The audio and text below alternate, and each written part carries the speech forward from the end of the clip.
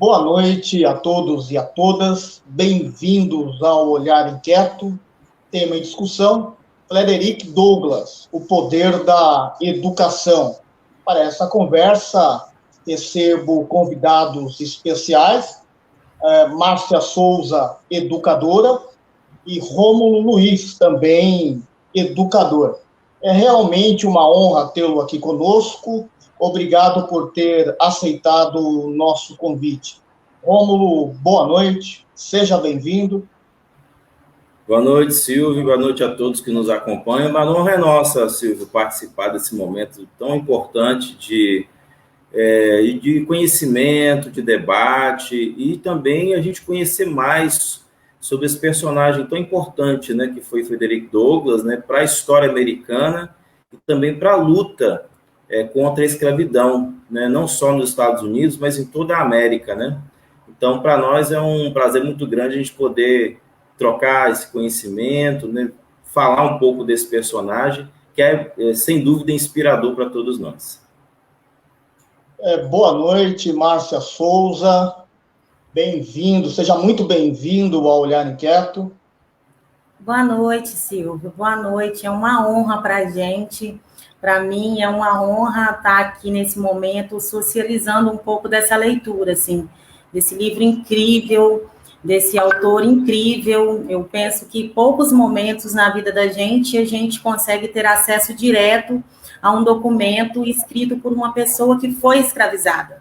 Então, esse livro é de uma riqueza enorme e de uma importância enorme, e estar aqui socializando essas leituras é um prazer para a gente. Teremos a participação especial do professor Rômulo Luiz da Silva, situando o contexto histórico da escravidão nos Estados Unidos no século XIX. Ok, muito bem, Silvio, aqueles que nos acompanham. Ao falar, né, da história americana, a gente rapidamente poderia dividir até Frederick Douglass, né, que é o personagem que nós vamos falar, né, essa pessoa, né, esse ex-escravo, né, a gente poderia dividir, então, a história em alguns momentos, alguns períodos.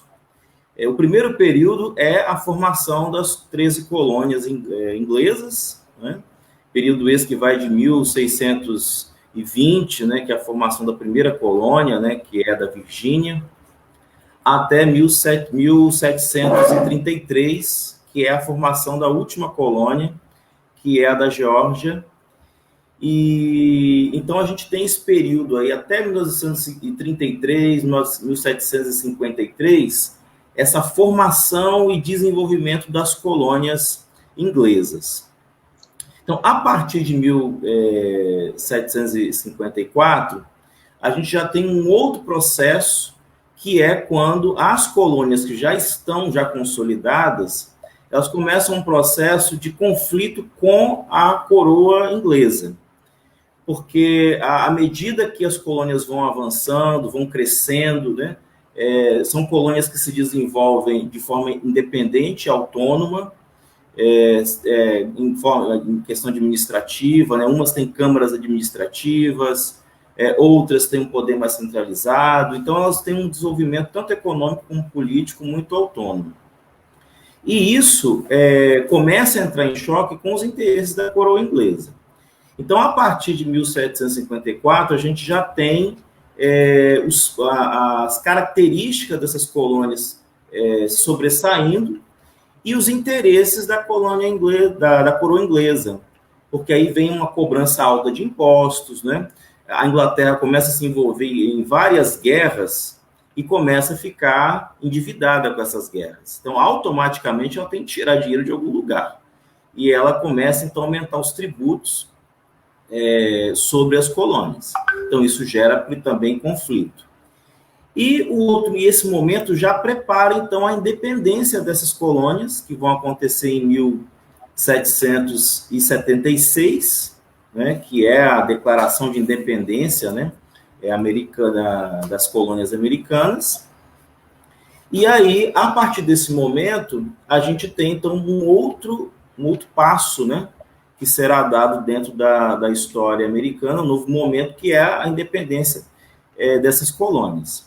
Mas o fato que é importante destacar é que, mesmo as colônias tendo características diferentes, autonomia, forma política, econômica, mas todas elas vão ter a escravidão, vão adotar a escravidão como a principal base para poder gerar, então, a grande maioria delas são agrícolas, né, nesse primeiro momento. E após a independência, que é 1776, depois de um longo conflito, né, com guerras, revoltas, a coroa inglesa tentando invadir para reaver o domínio, né, dessas colônias. Então, aí vai haver o reconhecimento da independência. Só em 1783, a coroa inglesa reconhece, mediante o Tratado de Paris. E aí um novo momento começa, um novo capítulo começa, que é quando as colônias se transformam em estados, e aí os estados do norte e os estados do sul começam a ter características diferentes na sua economia a partir da independência. Então, os estados do norte, eles vão começar um processo de industrialização, semelhante ao que a Inglaterra também passou, né? Então, elas começam a criar na sua economia, então, um modo de capitalismo industrial. E os estados do sul, que eram ex-colônias, né, agora estados do sul, elas continuam agrícolas, né, a base da economia é a produção de algodão, e, obviamente, a escravidão é a principal ferramenta, né, para poder gerar essa economia agrícola. Então, essa diferença econômica, né, os estados do norte e os estados do sul começam a ter interesses diferentes, olhares diferentes para a escravidão. O norte, como está industrializado, quer, então, consumidores. Então, a escravidão já começa a não ser mais interessante. E os estados do sul não estão no processo de industrialização, não querem nem saber de industrialização. Então, são muito poucas as fábricas na época, né, no sul. Então, eles têm interesse em exportar os seus produtos, no caso, o algodão, e o norte começa a querer formar um mercado, e aí o governo dos estados do norte começam a querer taxar tributos para que produtos de fora não entrem. Se entrar, eles vão aumentar, então, a cobrança de impostos, né, a alfândega, né, a taxa alfandegária. E aí eleva o valor dos produtos. Então, norte e sul, a partir da independência, tem um outro cenário. Então, o que isso tem a ver com a escravidão e o que tem a ver isso com o Frederick Douglass? É que, a partir de então, o norte passa a ser, entra em defesa da abolição da escravatura. E o sul defende ferrenhamente a escravidão. Então, esse conflito, ele é econômico, né? E, obviamente, então, pessoas começam também a aderir à campanha pró-abolicionista, e o sul começa, então, uma campanha de defesa pró-escravagismo. Então, o Congresso, né, americano, que já está se formando, né, eles formaram, na verdade, eles fizeram, até a independência, eles formaram 2 congressos provisórios, depois se tornou, né, na independência permanente. Você tinha, então, uma rivalidade muito grande, né? Bom, e aí, o que acontece? Outro fator também é a corrida para o oeste, né? A partir do início do século XIX, né? Em 1820, por exemplo, você tem um amplo incentivo para que as migrantes, pessoas que fazem parte, então, que a população americana aumentou muito, né? E aí houve um grande incentivo para que se começasse, então, a corrida para o oeste, para formar novos estados. E os estados que vão se formando novos, né, na direção oeste, eles começam, então, a adotarem ou são pró-abolicionistas ou são pró-escravagistas. À medida que o Estado vai se formando, ele vai tomando uma postura, uma posição diante desse assunto. Então, isso chega ao estopim quando há um desequilíbrio, né, em que tem entre os estados a favor e os estados contra, no Congresso, porque eles estavam tentando equilibrar forças, mas aí um fato que é marcante foi a eleição do Abraham Lincoln. Abraham Lincoln, ele era a favor da abolição da escravatura e ele acabou sendo eleito presidente dos Estados Unidos. Então, o Sul não aceitou isso de maneira nenhuma. Então, em 1861, com a eleição dele, então deu início ao racha definitivo, e aí o que acontece? Os estados do Sul vão se declarar independentes, né? Eles adotam um nome assim diferente, né, que é a secessão, né? A gente fala separação, cisma, né? Mas a história americana adotou a palavra secessão, ou seja, eles a partir desse momento se declaram independentes dos estados do norte.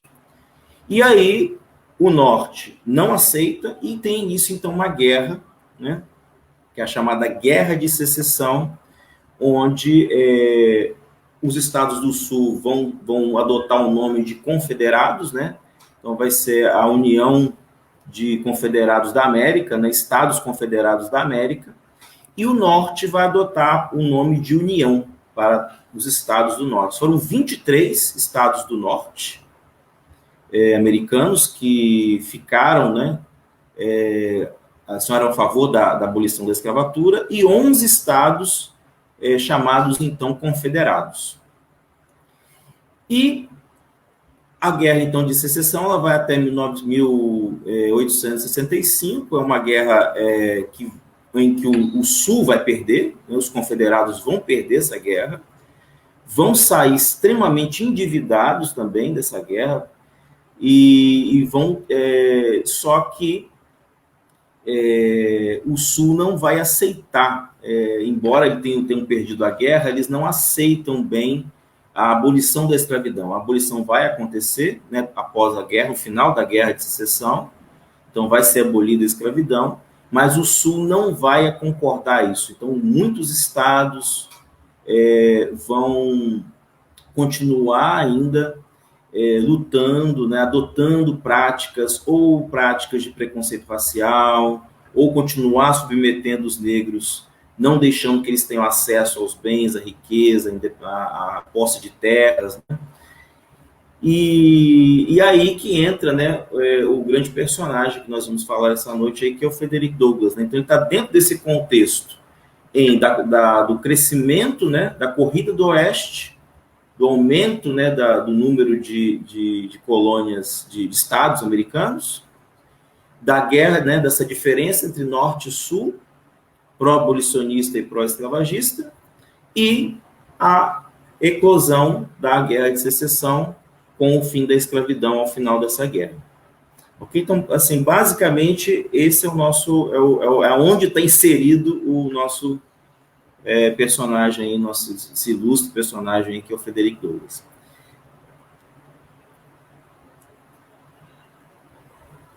Não estou te ouvindo, Silvio. Obrigado, professor Rômulo, por essa breve introdução. Sim. Muito relevante, né? Como disse o nosso colega Carlos Wellington, uma aula em tanto. Né? Sim, obrigado. Professora Márcia. Professora Márcia. Então, assim, a partir desse contexto histórico todo, né? Basicamente, o que a gente precisa pensar? 1776, independência norte-americana. Independência pressupõe liberdade, só que não é liberdade para todos, é liberdade apenas para alguns. Então, a partir desse momento, os Estados Unidos, enquanto nação, eles precisam dizer para o mundo que eles fazem jus a essa independência. Então, em 1808, é abolido o tráfico dos negros. Contudo, o tráfico negreiro é abolido mas o tráfico continua internamente dentro da nação, e os negros continuam sendo escravizados dentro desse contexto. Mas, como parte dos Estados Unidos já está mais aberta ao fim da escravidão, esses negros que estão no sul agora, eles vão tentar fugir para o norte, para tentar viver essa liberdade também. Muito bem. Professora Márcia, em sua opinião, a educação é um dos temas mais importantes nas memórias biográficas de Frederick Douglass? Ah, sim. É assim, durante a leitura do livro, 2 pontos me chamaram muita atenção. O primeiro ponto é a questão da educação como plataforma de emancipação desse homem que luta contra o processo de escravização. E aí é muito bonito o jeito que ele coloca na narrativa, que ele vai contando para a gente como que ele foi despertado para o mundo da leitura. Depois ele coloca também como que ele foi tecendo estratégias, mesmo ainda criança, ele vai tecendo uma espécie de estratégias pedagógicas para conseguir se apropriar da leitura e da escrita. Ele também coloca os desafios desse processo de descoberta, porque para um menino, um adolescente branco, ler e escrever era quase como um ofício, uma obrigação. Mas ele, enquanto menino, enquanto sujeito escravizado, ele tinha que tecer várias estratégias, e isso vai colocando obstáculos, né? Ele vai tendo obstáculos ali que ele vai precisando superar. E, por fim, ele coloca um pouquinho sobre essa questão da emancipação e as angústias, né, que essa emancipação vai trazendo para ele. Então, assim, essa questão da educação dentro da narrativa dele, né, como que a educação para ele é extremamente importante para esse processo de encorajar ele mesmo a fugir desse processo de escravização, ele coloca isso dentro da obra de uma forma muito bonita. Esse é um ponto. E o outro ponto é a questão mesmo da existência sofrida das pessoas escravizadas, né? Como era sofrido, assim. E aí, assim, como algumas pessoas que estão nos acompanhando talvez não leu a obra, eu queria, assim, ler alguns trechinhos onde ele coloca esses pontos e depois a gente comenta um pouquinho. Pode ser? Pode ser, fica à vontade. Então, assim, o primeiro ponto que ele vai colocar é como que ele se despertou, né? Como que ele foi despertado, assim, para o universo da leitura. E aí ele fala assim, pouco depois que fui viver com a senhora e o senhor Rude, ela muito gentilmente começou a me ensinar o ABC. Depois de ter aprendido o ABC, ajudou-me a soletrar as palavras que tinham 3 ou 4 letras. Neste ponto do meu desenvolvimento, o senhor Wood descobriu o que se passava e, de imediato, proibiu a sua senhora de dar continuidade à minha instrução, dizendo-lhe, entre outras coisas, que ensinar um escravo a ler era contra a lei, além de ser muito perigoso. Para usar suas próprias palavras, ele disse: se você der 1 centímetro a um preto, ele lhe tornará 1 metro inteiro. O preto nada deve saber que não servir o seu senhor e fazer tudo que os senhores lhe mandam. A educação estragaria o melhor negro do mundo. E continuou: então, se você ensinar esse preto, ele falava de mim, a ler e escrever, nada poderá detê-lo. Isso o tornaria eternamente inútil para o serviço da escravidão. De imediato se tornaria ingovernável e sem valor algum para o seu senhor. E no que diz respeito a ele próprio, a educação nada lhe traria que não uma boa dose de prejuízos. Essas palavras afundaram profundamente no meu coração, despertaram sentimentos adormecidos, convocaram à existência uma linha de raciocínio inteiramente nova. Era uma revelação inédita e especial, que explicava fatos obscuros e misteriosos com os quais a minha razão juvenil havia em vão se deliberado. Só agora eu compreendia o que, para mim, constituíra uma dificuldade das mais desconcertantes: o poder do branco em escravizar o negro. Foi uma conquista grandiosa e eu muito me estimei. Daquele momento em diante, compreendi que o caminho da escravidão para a liberdade passava pela educação. Era exatamente o que eu queria e consegui no momento em que menos esperava. Então, assim, esse trecho da narrativa, ele mostra como que ele foi despertado. E aí, mais à frente, nesse mesmo capítulo, ele vai dizer que o fato do Senhor ter se oposto ao processo de educação dele, esse contraponto entre a senhora que queria educar ele e o Senhor que não autorizava essa senhora a educá-lo, foi o que fez ele perceber que existia algo muito bom ali, que ele precisava ter acesso se ele quisesse se emancipar. Então, assim, a partir desse momento, ele ainda criança, ele vai começar a tecer estratégias para que ele pudesse se educar. E é muito interessante que ele fala como que ele começou, a partir daí, usar as amizades que ele tinha com os meninos brancos da idade dele, para que ele conseguisse a ler e escrever. E é muito bonito, né? Que ele não sabia o que ele estava fazendo, mas, na realidade, ele estava criando seus próprios recursos e estratégias de aprendizagem para que ele pudesse se alfabetizar. E é muito bonito ele contando essa história, né? Ele dizia, olha, os meninos sabiam ler as palavras que eu não sabia. E eu escrevia no chão algumas palavras e dizia, eu duvido que você sabe ler essa palavra. Na realidade, ele só queria que os meninos brancos lessem para ele decorar a pronúncia e, a partir daquele momento, passar a ler aquelas palavras também. E aí os meninos, para mostrar que sabia muito, lia muitas coisas para ele, e assim ele foi aprendendo a ler. Então, assim, o modo que ele conta, né, é muito bonito, como que ele vai tecendo as estratégias nele, né? Em um determinado momento ele diz, eu sempre ouvia as pessoas falar sobre abolição.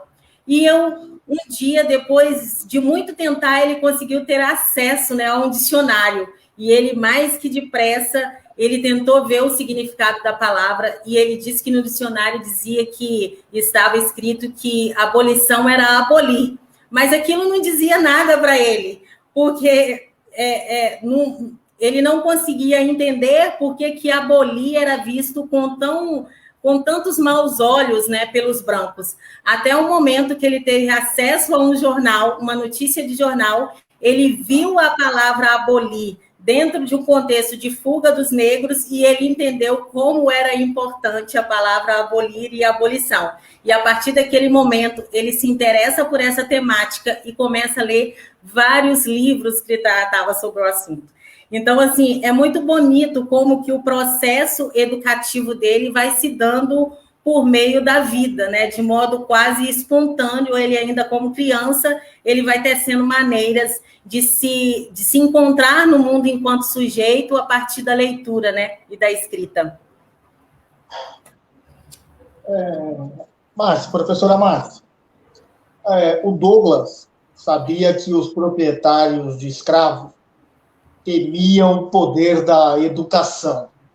Pergunto, a quem interessaria um país em que a maioria da população não tem acesso, a população pobre não tem acesso à educação pública de qualidade? Só interessa a não emancipação ao dominador, né? Aquele que quer oprimir, né? Aquele que quer manter refém.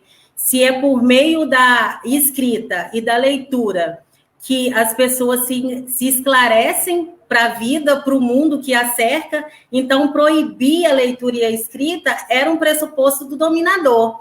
E para Frederick Douglass, esse pressuposto passava muito pelo universo da religião cristã protestante norte-americana. Então, assim, ao longo do texto vai ser uma narrativa onde ele vai tecer muitas críticas ao cristianismo protestante norte-americano e como que ele não conseguia entender como ao mesmo tempo pessoas cristãos com a Bíblia na mão chicoteava seus escravizados, né? Chicoteava as pessoas que eles tinham domínio sobre elas e depois iam para as comunidades sócio-eclesiais rezar, orar. Ele ficava impressionado com isso, né? E aí, assim, ele vai, dentro disso, ele vai também tecer uma crítica a essa religiosidade, né?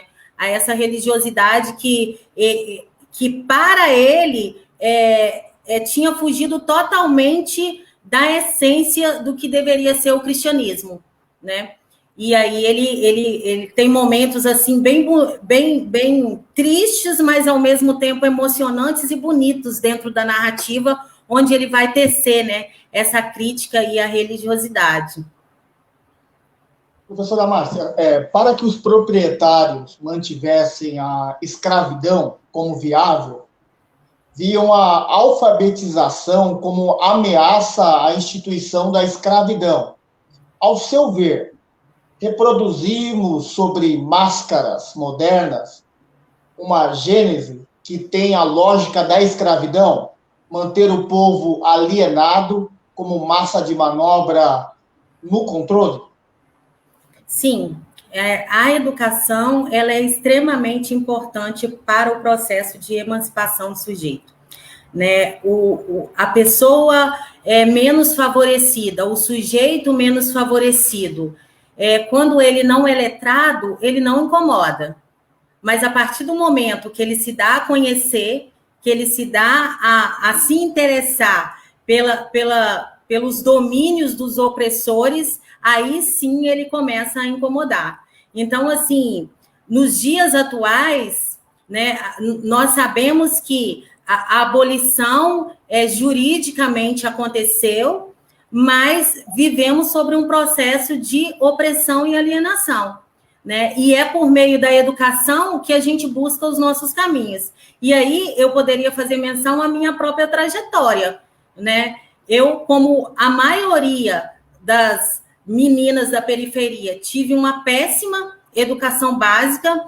Os últimos anos da minha educação básica foram como a maioria dos adolescentes da periferia, que quando chega no ensino médio para de estudar por N motivos, né, que envolve tanto a precariedade da educação, como também sobreviver financeiramente dentro desse contexto periférico. E eu passei por essa mesma trajetória e cheguei na graduação, depois de concluir esse ensino médio com várias evasões, eu passei 10 anos longe das escolas para, sim, chegar a uma graduação. Então, imagina 10 anos sem estudar, uma educação básica precária, e aí eu caio de paraquedas dentro do ensino superior. Então, foi vários desafios que eu enfrentei. Mas, a partir do momento que eu ia me esclarecendo, que eu ia estudando, que eu ia conhecendo e me proporcionando aquelas oportunidades de conhecimento, um mundo novo foi se abrindo para mim, de possibilidades, né? E é a partir dessa minha caminhada que depois eu percebo que é possível educar, né? Então, assim, ao contrário da maioria, né? Eu converso às vezes com os meus colegas, né, de profissão. A maioria dos meus colegas, eles entram na faculdade de pedagogia para lecionar, ou eles entram numa faculdade de curso específico, né? Ou matemática, ou geografia, ou história. A minha trajetória formativa foi o contrário, né? O meu primeiro curso de graduação foi um bacharelado em teologia. Eu vou até esse curso por uma demanda muito existencial, própria do meu contexto familiar, muitas questões ali que eu não entendi da minha religiosidade e da minha espiritualidade que eu precisava desenvolver e compreender melhor. Eu me formo, termino de fazer esse bacharelado, faço uma licenciatura em História, depois começo um novo bacharelado em Biblioteconomia, que eu me formei agora, e é a partir dessa caminhada que eu me percebo que, como educadora, que é possível educar a partir desse conhecimento que eu já venho construindo. Então, de certa forma, essa minha busca pelo conhecimento de modo muito existencial, ela acaba sendo o meu diferencial em sala de aula, né? Porque ao lecionar a disciplina de história, eu acabo trazendo também essa minha trajetória de busca em relação ao conhecimento. Citando uma frase clássica de Darcy Ribeiro, a crise da educação no Brasil não é uma crise, é um projeto. E por mais evidente, como você avalia a destruição da educação pública, professora Márcia?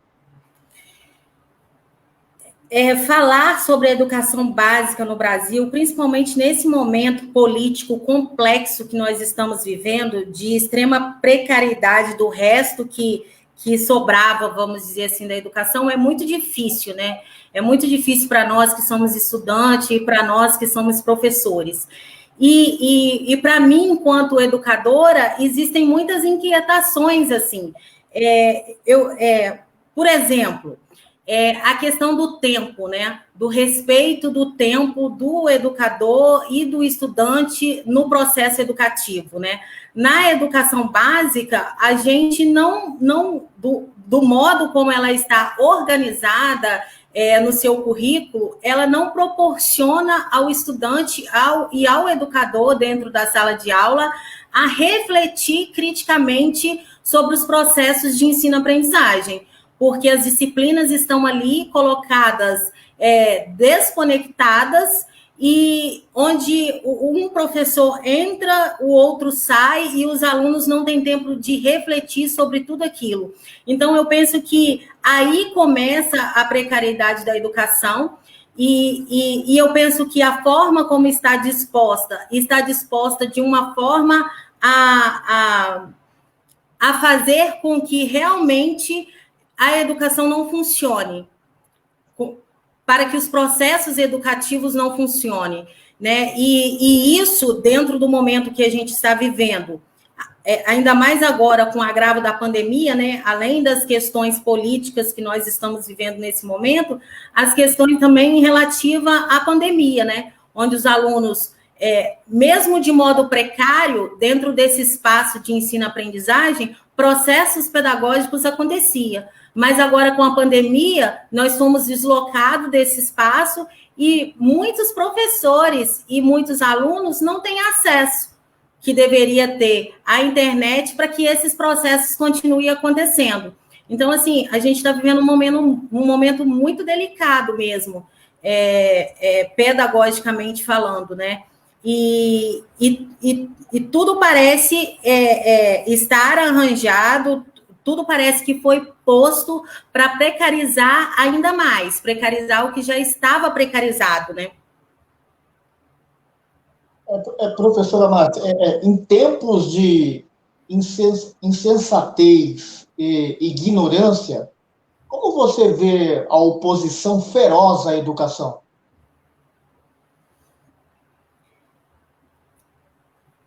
É engraçado que politicamente falando,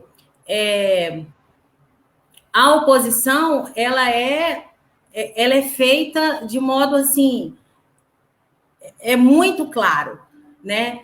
Isso politicamente falando, mas quando a gente pensa em contextos, nos contextos sociais, na gente, no mundo da vida, no cotidiano da vida, a gente vai percebendo que isso acontece também.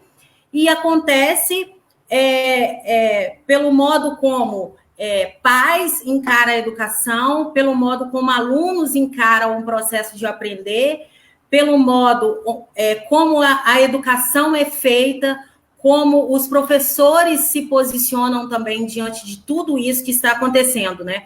Então, assim, isso no cotidiano da vida, quando a gente observa a gente que faz tudo isso acontecer no cotidiano da vida, a gente percebe essas questões sendo colocadas também, e o modo como essas questões vai sendo colocada, né? O exemplo disso a maioria das pessoas se sentem muito à vontade, né, em opinar sobre o trabalho do educador, em opinar sobre os processos educativos, né? Mesmo que não tenha conhecimento nenhum e pertencimento nenhum com os espaços pedagógicos, com os processos de aprendizagem, né? E isso também é uma maneira de nós, como gente, como nação do mundo, mostrar como nós nos posicionamos em relação à educação, né? Quando a gente fala sobre essas questões, quando a gente opina sobre essas questões, mesmo estando totalmente fora, né, descontextualizados desse espaço, sem querer ouvir as pessoas envolvidas nesse espaço, é também uma forma muito clara de como esse processo de opressão e de marginalização acontece dentro da sociedade brasileira. Como você apontou numa fala anterior, para o proprietário de escravos, a ideia de ter um escravo instruído era problemática. Pergunto, com a educação vem a iluminação, o despertar da consciência, a inquietação, uma força positiva para o desenvolvimento. Educação é um meio para a liberdade? Segundo Frederick Douglass, sim, e eu concordo com ele. Há um trecho que eu separei aqui, que ele fala justamente sobre isso. Sobre depois que todo o processo aconteceu, ele fala sobre as angústias, né? Você se torna, você não tem acesso, você é despertado a esse universo do conhecimento, você tem muitos obstáculos ali, você traça estratégias para superar esses obstáculos, e depois vem o processo de emancipação, que esse conhecimento te traz. Mas esse processo de emancipação, ele também traz angústias, porque aí você está esclarecido, você está consciente de onde você está e de onde você veio. E aí tem um momento bonito da narrativa que ele diz assim: eu tinha por volta de 12 anos. A ideia de ser escravo para o resto da vida começava a pesar no meu coração. Ou seja, ao longo da narrativa, ele fala que por volta dos 7 anos, né, que ele vai começar esse processo. E aqui ele já está com 12. E aí a gente percebe que ele já tem um nível de esclarecimento a ponto de sentir angústia em relação à sua própria condição, né? E aí ele fala... Bem, por essa época, pus as mãos num livro intitulado O Orador Colombiano. Lia esse livro em toda oportunidade que me aparecia. Entre muitos outros assuntos interessantes, encontrei ali um diálogo entre um senhor e um escravo. Do escravo dizia-se que tinha por 3 vezes fugido do seu amo. O diálogo dramatizava a conversa que se deu entre os dois, quando o escravo é recapturado pela 3ª vez. Nesse diálogo, todo o argumento a favor da escravidão foi apresentado pelo senhor e completamente desmontado pelo escravo, que dizia em respostas coisas tanto muito inteligentes como interessantes, coisas que tiveram um efeito desejado, embora inesperado, pois a conversa resultou na emancipação voluntária do escravo por parte do senhor.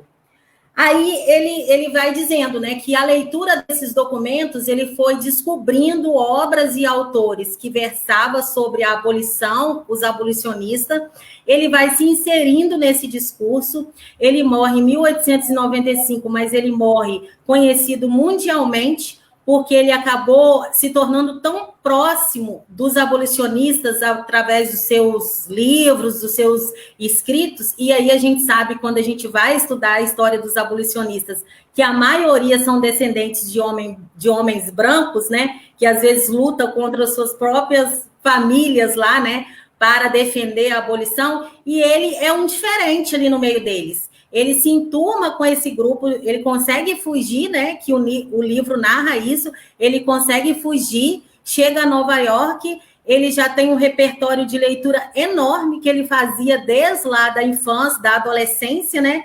E ele começa a ter discursos, começa a ser chamado pelos abolicionistas para discursar. E aí o discurso dele tem uma potência e uma força muito grande. Por quê? Ele não está falando ali como um descendente, como como um homem branco que defende a abolição por causa de ideais liberais. Não, ele fala como um homem que está tentando conquistar a sua própria liberdade. Então, o discurso dele tem uma força empoderadora incrível. O livro é repleto assim de narrativas assim belíssimas, de discursos belíssimos que ele faz, confrontando a escravização, a religiosidade que também participa aí desse processo de opressão, a questão da educação, e ele acaba sendo uma voz mundialmente conhecida, né? E aí tem um trecho também aqui, logo no início da obra, que ele falando sobre ele, sobre a vida dele, que é a parte assim, além dessa questão da educação que a narrativa traz, que é extremamente importante, ao longo da narrativa, você vai conseguindo mapear as leituras que ele vai fazendo ao longo da vida, como ele vai descobrindo esses livros, esses autores, como ele vai participando de círculos cada vez mais elitizados e como ele também vai sendo protegido por essas pessoas. Porque mesmo tendo fugido para o norte, ele continuava assim, só conseguindo proferir os seus discursos, porque, de certa forma, ele era protegido por pessoas importantes daquela época, senão ele era recapturado novamente. E aí tem uma parte que ele fala algo que traz à tona para a gente essa questão da existência, né, do homem negro, né, o como que era sofrido, né? E aí a gente tem que considerar que, apesar de na internet a gente encontrar que ele nasce em 1818, logo no início da narrativa ele diz que nem ele mesmo sabe a data do nascimento dele. E aí ele fala o seguinte, minha mãe e eu fomos separados quando eu era um bebê, antes de eu conhecê-la como tal. É um costume comum na região de Maryland, de onde fugi, separar bem cedo as crianças de sua mãe. Frequentemente, antes de a criança atingir 1 ano, a mãe lhe é tirada e empregada em outra fazenda, a uma distância considerável. A criança é então posta sob os cuidados de uma senhora, velha demais para o trabalho do campo. Aí ele continua. Não vi minha mãe, conhecendo-a como tal, mais de 4 ou 5 vezes na vida. E cada uma dessas ocasiões foi bastante breve e se deu durante a noite. Seguindo, ele diz, não lembro de jamais ter visto a minha mãe à luz do dia. Quando estávamos juntos, era sempre à noite. Deitava-se ao meu lado, mas muito antes de eu despertar já havia partido. Quase não houve comunicação entre nós, e a morte logo encerrou o pouco que tínhamos enquanto ela viveu. E com isso, suas provações e seu sofrimento. E aí, quando eu li esse trecho, eu trouxe à memória outros repertórios de leituras, né? E aí me veio à mente esse livro aqui, ó, Os Escravos, onde Castro Alves, ele escreve um poema que parece que foi escrito para ser encenado, onde ele conta mais ou menos como se dava essa situação. Eu vou tentar ler para vocês um trechinho do poema de Castro Alves, onde ele descreve como que era esse processo de retirar as crianças de suas mães. Ele diz assim, vinde ver como rasgam-se as entranhas de uma raça de novos Prometeus. Ai, vamos ver guilhotinadas as almas das senzalas nos vivos mausoléus. Escrava, dá-me teu filho. Senhores, ei-lo ver. É forte, de uma raça bem provada, havemos tudo fazer. Assim dizia o fazendeiro rindo e agitava o chicote. A mãe que ouvia, imóvel, pasma, doida sem razão. A Virgem Santa pedia, com prantos por oração, e aos olhos o céu erguia, pois a voz não podia não. Dá-me teu filho, repetiu fremente o Senhor, com o olho carregado. Impossível. Que dizes, miserável?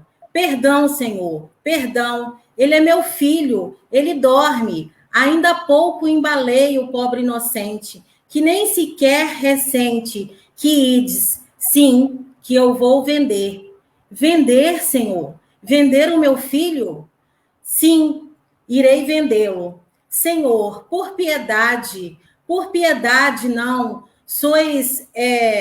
arranque-me o peito, arranque-me o coração, matai-me, mas por piedade não levai o meu filho. E aí esse poema continua, né? E ele termina com a mãe desesperada, tendo seus filhos arrancados dos braços. E na grande maioria das vezes, essa criança nunca mais teria contato, né? É um poema extremamente profundo e, ao mesmo tempo, triste, que Castro Alves, em 1865, aliás, o mesmo ano que foi abolida a escravidão nos Estados Unidos, um contexto totalmente diferente, onde ele narra, em forma de poema, né, para ser encenado, a mesma situação que Frederick Douglass vai narrar aí por meio da sua narrativa autobiográfica. Ou seja, a existência do homem escravizado, ela era terrível desde o momento da sua concepção. Aliás, a própria vida de Frederick Douglass parece mostrar isso, né? Que ele diz que não sabe quem é o pai dele, é provável que o pai seja o próprio senhor, que depois vai vender ele, né, para uma outra família. Então, assim, o ato da concepção do ser já era um ato violento, onde as mulheres eram violentadas nas senzalas, né, às vezes pelos seus senhores. E a partir dessa concepção, era tudo sofrimento, né? E esse livro de Castro Alves é bem interessante para a gente ler ele em paralelo com a narrativa de Frederick Douglass, porque por meio de poemas ele vai narrando como que era sofrida a morte, o nascimento, a concepção, a velhice, né, do homem escravizado. E por meio da narrativa, Frederick Douglass vai contando como que era isso, né? Esse livro que eu li, existem várias versões, né, da narrativa dele, a minha edição é essa, da editora Penguin. Tem outros escritos dele, além da narrativa. E nesses outros escritos, ele conta, né, que ele vai nascer dentro desse contexto de tráfico interno de escravos, dentro de um contexto onde a nação falava que era independente, onde se dizia que era legal ser independente, que era bacana, mas isso só se dizia para o mundo. Mas para as pessoas da raça dele, essa liberdade não era possível. E é dentro desse transporte que existia dos negros em uma cidade e outra que ele vai nascer. E logo em seguida vai ser arrancado da mãe e depois vai ser vendido provavelmente pelo próprio pai, né? Então, assim, a existência do homem negro é puro sofrimento. E mesmo dentro de todo esse sofrimento, ele consegue se emancipar por meio da educação, por meio do domínio da escrita e da leitura. Daí a importância, né, da educação para a emancipação, para a liberdade dentro da narrativa. Muito bem.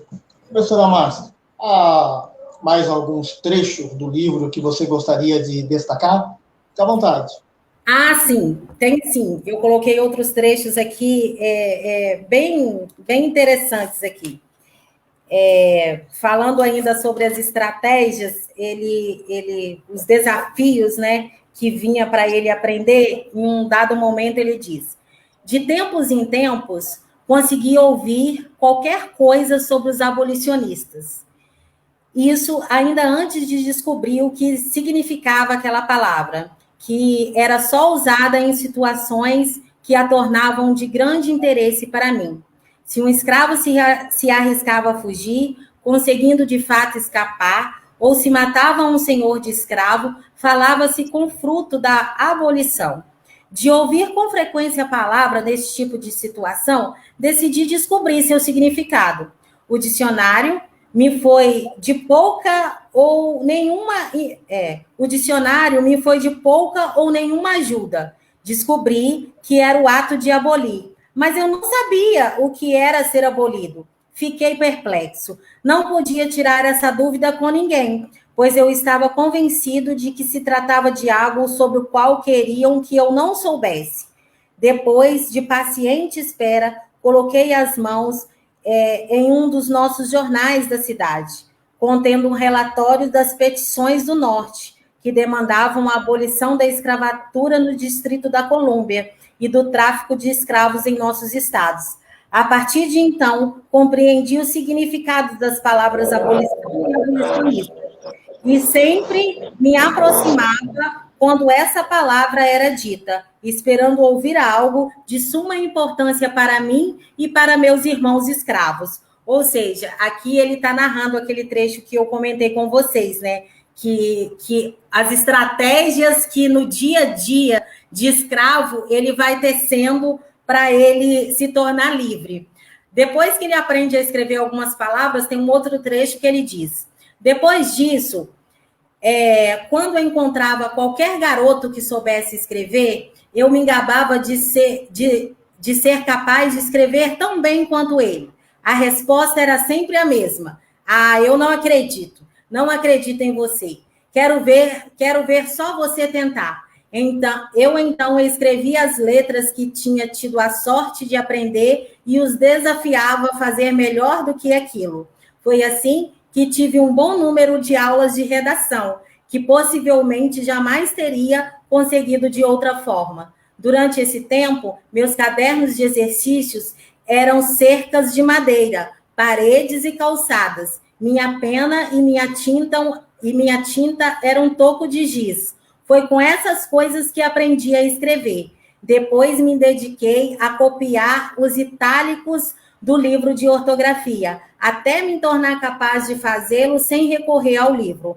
Por essa época, meu pequeno senhor Thomas, que era o filho do dono dele, né, foi para a escola e aprendeu ele próprio a escrever, preenchendo um bom número de cadernos de exercícios.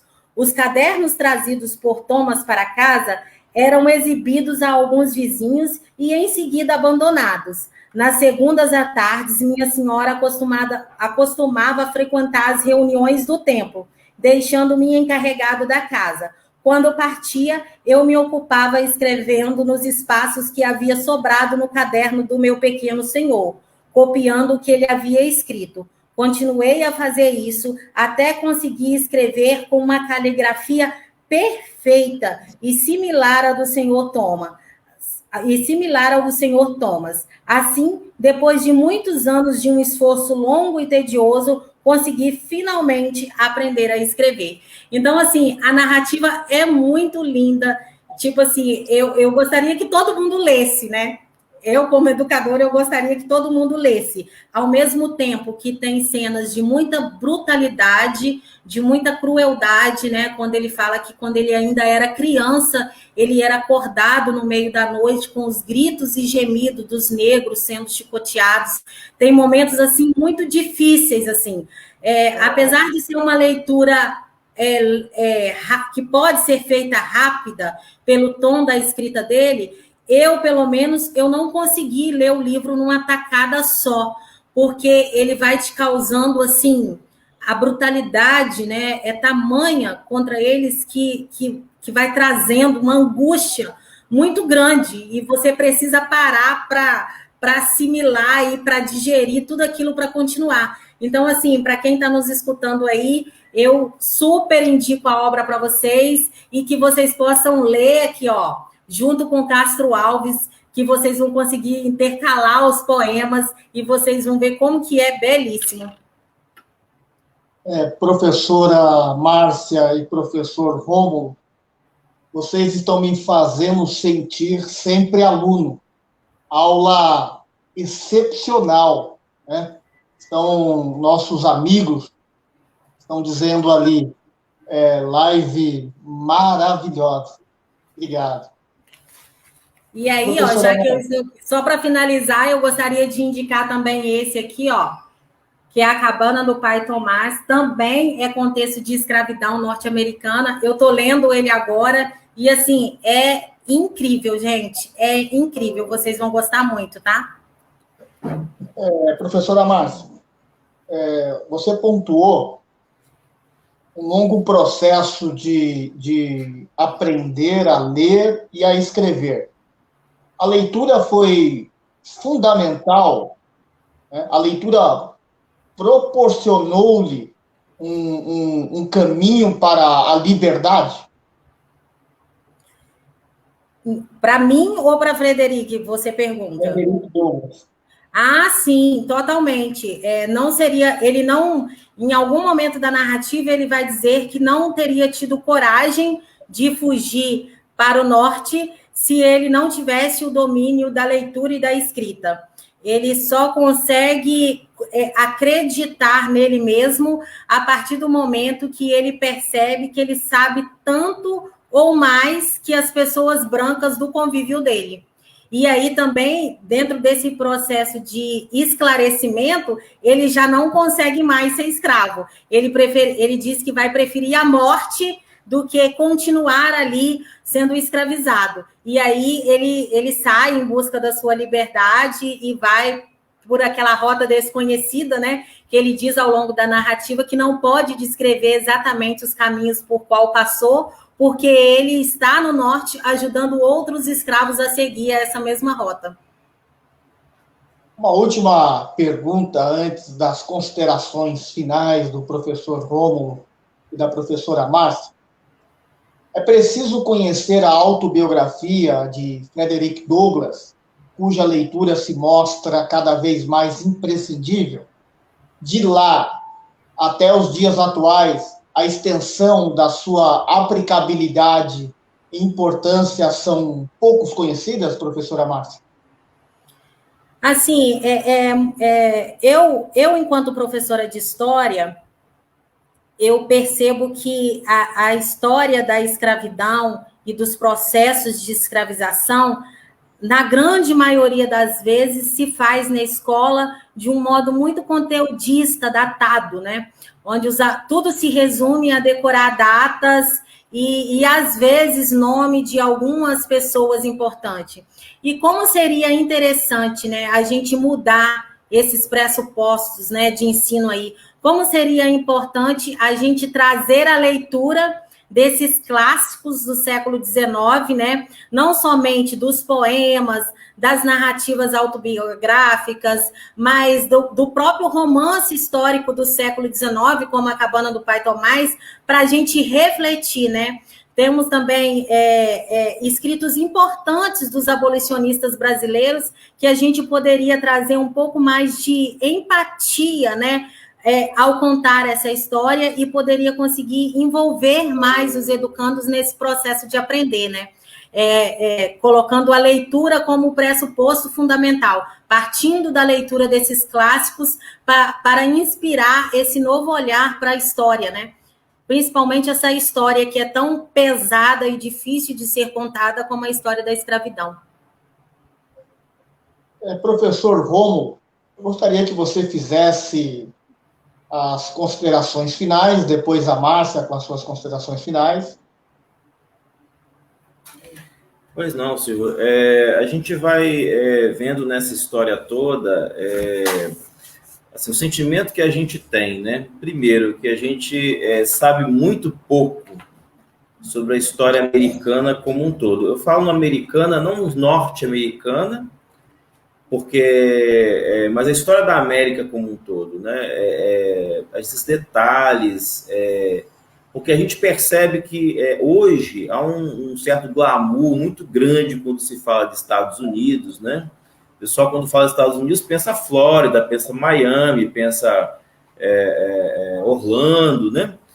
Como lugares turísticos, né? Pensa Wall Street, né? Mas a gente perde muito quando a gente não conhece a história americana, norte-americana, que ela é muito parecida com a nossa no que tange a escravidão. Você imagina como que você pode imaginar que as pessoas não têm a menor noção de que obras como que a Márcia citou, né, do Castro Alves, Joaquim Nabuco, tem um laço muito estreito com Frederick Douglass, por exemplo, que é norte-americano, mas que é negro, que é ex-escravo, que viveu, né, esses processos. E, infelizmente, os nossos escravos brasileiros, pela mesma situação do Frederick Douglass, que não tinha oportunidade de escrever, de leitura, de escrita, não puderam registrar suas histórias.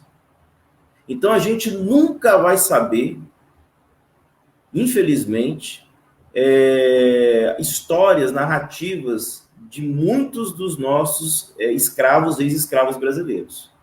Justamente por causa desse detalhe, né? Ou seja, que é crucial para qualquer ser humano na nossa civilização, que é a educação. Ou seja, é a educação que nos traz a consciência, né, da sua condição de vida, né? Ou seja, da sua condição, ou seja de explorado, ou seja humana, ou seja de conhecimento. Então, se você não tem consciência, você vai passar uma vida inteira desconhecendo uma realidade o qual você mesmo vive. Né? Esse é que é o grande problema. Quando você não é educado, a sua consciência, dependendo da forma como você é educado, você não tem consciência da realidade. E isso faz toda a diferença.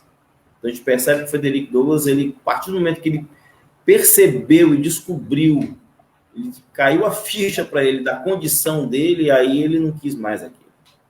Né? E só a educação pode nos dar isso. Então, eu, assim, como consideração final, eu penso que, assim, essa conversa aqui deve ser para todos nós, inclusive para nós aqui também, um pontapé inicial para a gente buscar conhecer mais a história americana, né? Nós, América do Sul, América do Norte, América Central, e perceber, né, a nossa real condição frente a tudo isso. Né? E a partir daí criando consciência para nós hoje, né, da condição que nós somos hoje. Né? Então, só a leitura, a história, né, a empatia, como a Márcia colocou, né, vai nos levar a isso. Né?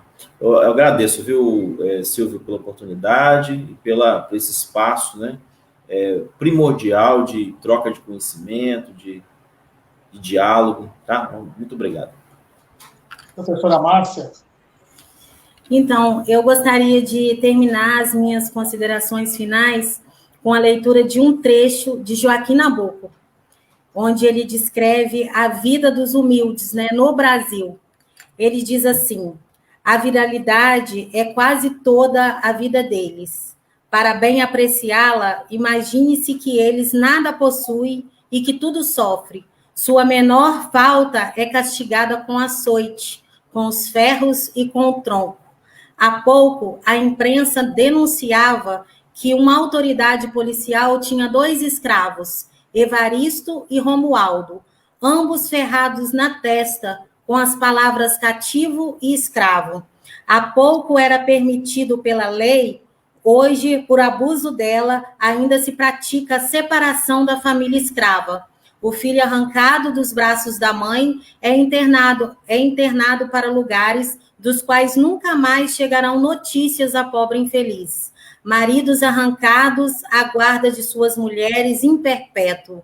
O trabalho, a senzala, o tronco, o chicote, o sol a pino nas costas nuas, doenças sem curativos, justiça sumária do Senhor, eis a partilha do escravo, eis a moldura desse quadro. A negra carrega-se de filhos, dos quais só é mãe por ter-lhes dado a luz. Ajunte-se a essa parte tudo o que temos dito sobre a escravidão e ter-se-á a vida do escravo.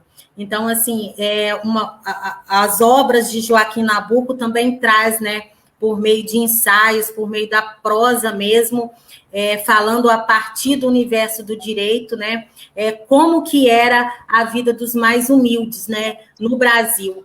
E também no século XIX, né, mesmo período de Frederick Douglass lá nos Estados Unidos. E aí, assim, gente, eu queria finalizar essa oportunidade e esperando somente ter instigado em vocês o desejo por a leitura, né? Principalmente pela leitura dos clássicos da nossa história, né? Porque somente por meio da leitura a gente vai conseguir esclarecimento e emancipação. Antes de estender os meus agradecimentos, eu não poderia terminar esse programa sem antes vocês falassem um pouquinho aí do Instituto Pesquisar. Ah, sim. O Instituto Pesquisar é um sonho, gente. É um sonho em processo de realização. Tem uma frase da Madalena Freire, na obra Educador, que foi lançada pela Paz e Terra em 2008, que eu acho que sintetiza muito bem o Instituto Pesquisar se fazendo, né? Ela fala assim, que todo fazer pedagógico nasce de um sonho, que esses sonhos nascem sempre de uma necessidade, e que é essa necessidade que nos impulsiona na busca do nosso fazer pedagógico. Eu acho que essa frase é perfeita para resumir os meus anseios e os meus sonhos em relação ao Instituto Pesquisar. Quando eu cheguei na graduação, como eu tinha dito para você anteriormente, eu cheguei com muitas deficiências. Eu cheguei com todas essas deficiências em relação à escrita científica, em relação ao ensino, né, que tem como pressuposto a pesquisa. Então, assim, o Instituto Pesquisar é a minha tentativa, enquanto estudante e educadora, de pensar propostas pedagógicas que tenha como base o ensino por meio da pesquisa. E aí, basicamente, a gente tem, até o momento, 2 iniciativas, que é o Clube Online de Incentivo à Leitura, que acontece uma vez por ano. No ano de 2020, a gente leu a obra de Carolina Maria de Jesus, né, Quarto de Despejo. No ano de 2021, a gente leu uma obra de Djamila Ribeiro, que é o Pequeno Manual Antirracista. O objetivo desse clube é colaborar para a diminuição do preconceito, né? Ao contrário da maioria dos clubes que a gente vê na internet, que você paga para participar. No clube online, você não vai pagar para participar. O único critério é que você leia as obras que a gente está aí tentando trabalhar. Para o ano que vem, a gente pretende fazer a leitura da obra Os Escravos, de Castro Alves. A gente recolheu alguns poemas dele, a gente já está organizando, e em janeiro do ano que vem a gente vai trabalhar aí a leitura desses poemas, que são lindos, assim, são lindos e, ao mesmo tempo, tristes, né, sobre a nossa realidade histórica. E temos também a iniciativa do Conversas com Quem Gosta de Ensinar, que é um espaço mesmo de roda de conversa, feita por profissionais da educação, que nasceu das minhas leituras de Rubem Alves. Sou apaixonada aí por Rubem Alves, né, um grande educador, um mago das palavras, e a partir das leituras deles a gente pensou essa roda de conversas, onde os professores vão conversar sobre temas que inquietam eles na educação. Todos nós, professores, temos temas, né, que nos inquietam, que nos fazem pensar, e o objetivo dessas rodas de conversa é colocar essas inquietudes para que a gente possa se autoajudar. E aí, assim, eu fico muito feliz e grata por esse espaço que você está disponibilizando para a gente. Parabéns pelos projetos. Aproveito para renovar os meus agradecimentos, professor Rômulo, professora Márcia. Obrigado pela audiência, muito obrigado pela participação dos nossos amigos e amigas. Assim que vocês puderem, aí há uma série de elogios aí nos comentários. Agradeço a participação do nosso camarada, nosso amigo e camarada Carlos Wellington. Boa noite a todos e a todas. Até o nosso próximo encontro. Boa noite. Tchau. Obrigado, Obrigada, professor. Gente. Tchau. Professora Márcia.